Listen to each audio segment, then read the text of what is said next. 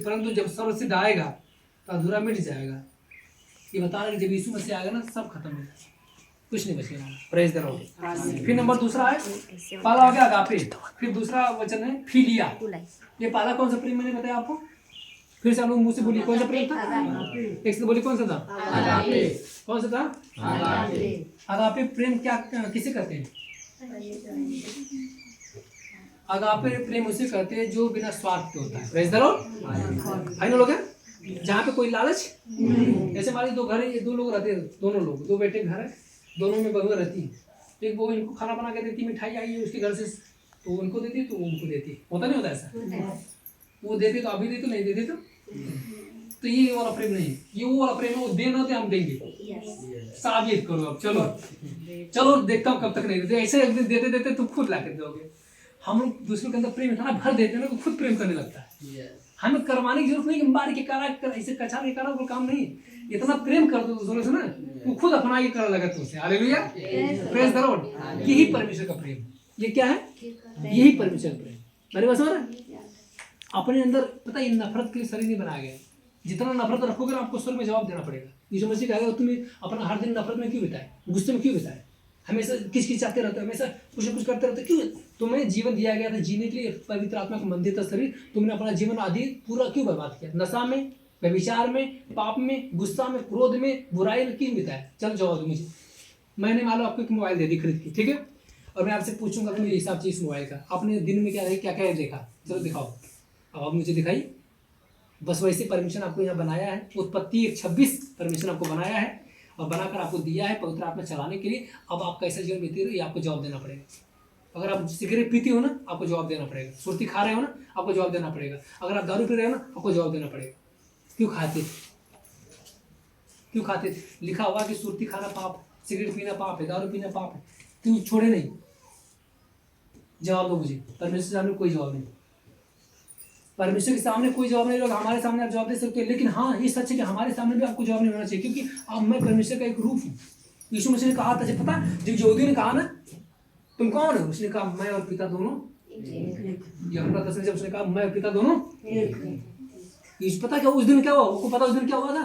उस दिन सारे यहूदी पता उठा उठाने पत्थर, आज इसको मार देते हैं, इसको खत्म करिए, अपने आप को परमेश्वर बना देता। परमेश्वर के लायक नहीं दिख भी नहीं रहा। हमने सुना परमेश्वर आगे जलता मूसा को दिखाई दिया सीधे पहाड़ पे जलते हुए एकदम झाड़ी के बीच में, और ये बोल रहा है मरियम के घर में पैदा हुआ यूसुफ उसके पिता, और हमारे गांव में दिन भर घूमता फिरता रहता है, अब बोलता है कि मैं पिता एक। पागल हो गया, इसको पहले मार के भगाओ।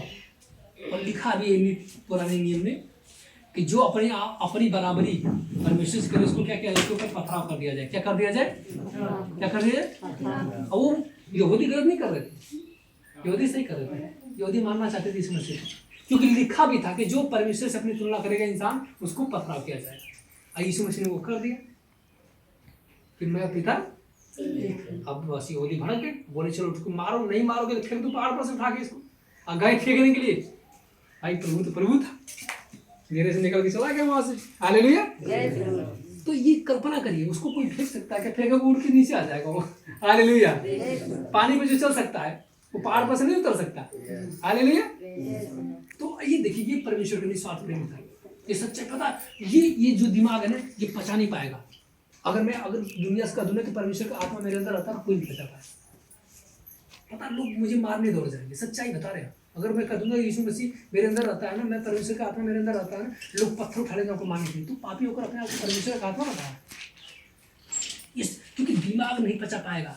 जब यीशु कहा ना कि मैं परमेश्वर एक है, ये दुनिया नहीं पचा पाई यीशु मसीह, और ये हो नहीं सकता। और जब यीशु मसीह मुर्दों से जिंदा हो गया ना, तब वो दुनिया पचा रही है। हालेलुया। पचा रही, ये मानने की तैयार हो गई कि यीशु मसीह प्रभु है। हालेलुया। फिर नंबर दूसरा क्या है? दूसरा है फिलिया। कौन सा प्रेम है? फिलिया प्रेम। आइए हम लोग इसको भी देखते हैं कि यूहन्ना वचन 4 और 8, इसको छोड़ते हैं, तो हम लोग पढ़े थे। रोमियो की 12:10 पढ़ेंगे। रोमियो किताब 12:10, रोमियो किताब 12:10 में लिखा हुआ है। 12:10 में यहाँ लिखा हुआ है। क्या लिखा देखते पढ़ते हैं हम आपको। दूसरा प्रेम कौन सा है? फिलिया। कौन सा प्रेम है? फिलिया। याद कर लीजिएगा आप लोग, बच्चों को सिखाने के काम आएगा। बच्चे गलती करते हैं, आप सोचते परमेश्वर का प्रेम चल रहा है, नहीं, सबका प्रेम अलग। बताया ना मैं आपको तो ये समझिए फिलिया प्रेम है। फिलिया प्रेम का काम क्या है, आइए देखते हैं 12:10, रोमियो 12:10 में क्या लिखा हुआ है, भाईचारे के प्रेम से एक दूसरे से स्नेह रखो, परस्पर आदर करने से एक दूसरे से बढ़ चलो। देख सकते ये प्रेम है। ये प्रेम जानते कौन सा प्रेम है, पारिवारिक प्रेम।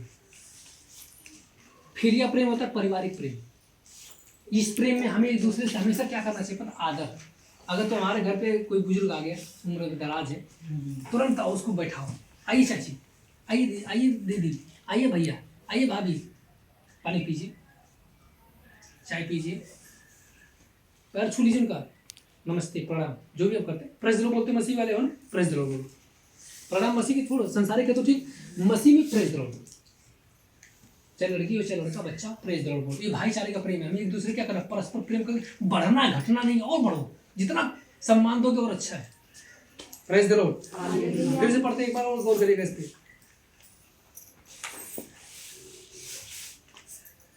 भाईचारे के प्रेम से एक दूसरे से स्नेह रखो, परस्पर आदर करने में एक दूसरे से बढ़ चलो, प्रयत्न करने में आलसी न रहो, आत्मिक उन्माद से भरे रहो, प्रभु की सेवा करते रहो, आशा में आनंदित रहो, क्लेश में स्थिर रहो, प्रार्थना में नित्य लगे रहो, पवित्र शास्त्र के जो कुछ आवश्यक हो उसमें उनकी सहायता करो, पूर्ण करने में लगे रहो।